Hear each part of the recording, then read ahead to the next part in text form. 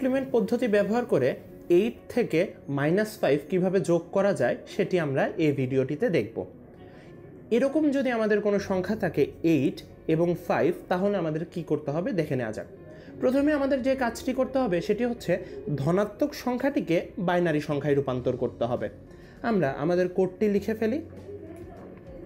আমরা যদি 8কে বাইনারি সংখ্যায় রূপান্তর করতে চাই তাহলে আমাদের সংখ্যাটি হবে 1000।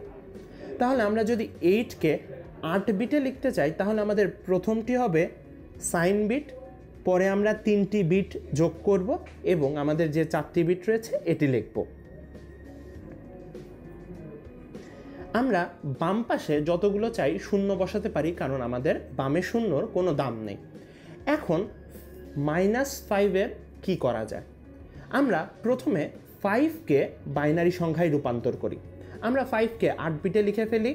আমরা যদি 5কে প্রথমে বাইনারি সংখ্যায় রূপান্তর করতে চাই তাহলে আমাদের হবে 0101। তাহলে আমরা এটিকে 8 বিটে লিখে ফেলি। 0 3টা 0 0101। আমরা আগের ভিডিওটিতে দেখলাম কোনো একটি ধনাত্মক সংখ্যাকে আমরা যদি 2-এর পরিপূরক করি তাহলে সেই সংখ্যার ঋণাত্মক সংখ্যা পাওয়া যাবে। তাহলে এবারে আমরা 5কে 2s কমপ্লিমেন্ট করব। 2s কমপ্লিমেন্ট করার জন্য আমাদের প্রথমেই যে কাজটি করা লাগবে সেটি হচ্ছে প্রতিটি অঙ্ককে একবার উল্টিয়ে ফেলতে হবে এবং তার সাথে 1 যোগ করা লাগবে। সেটি করা যাক।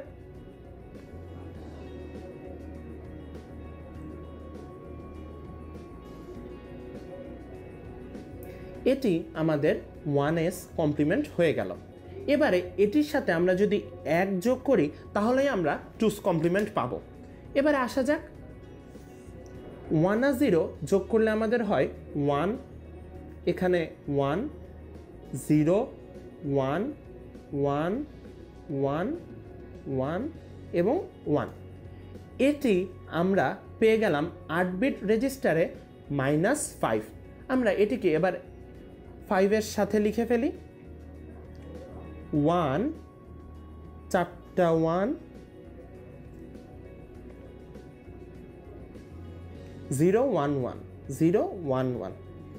এবারে আমরা সাধারণ বাইনারি যোগ করি। সাধারণ বাইনারি যোগ করলে 0 আর 1 যোগ করলে এখানে হবে 1 1 0। 1 আর 1 যোগ করলে আমাদের 0 থাকে আর ক্যারি হিসাবে 1 চলে যায়, যেটি বামের সাথে যোগ হবে। তার মানে এখানে ক্যারি আছে 1। এই 1 আর এই 1 যোগ করলে আবার 0 ক্যারি থাকবে। ক্যারির 1 আর এই 1 যোগ করলে 0 আবার ক্যারির 1 থাকবে। 1 আর 1 যোগ করলে 0 ক্যারির 1 থাকে। 1 আর 1 যোগ করলে 0 1। এখন আমাদের 8 বিট রেজিস্টারে এখানে 9টি বিটের সংখ্যা চলে এসেছে। আমাদের এই যে সংখ্যাটি রয়েছে এটি হচ্ছে ওভারফ্লো বিট, যেটিকে আমরা সহজেই বাদ দিতে পারি।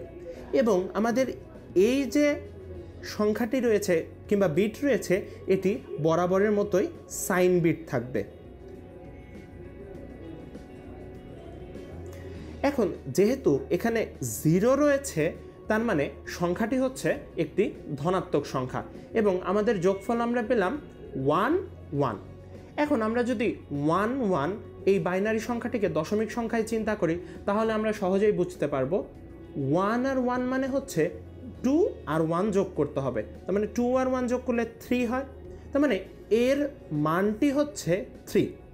এবার আমরা যদি জানি তাহলে আমরা সহজেই দেখতে পারি 8 থেকে আমরা যদি 5 বিয়োগ করি তাহলে আমাদের যোগফল 3 আসে। তার মানে আমাদের এই অঙ্কটি হয়েছে। এভাবে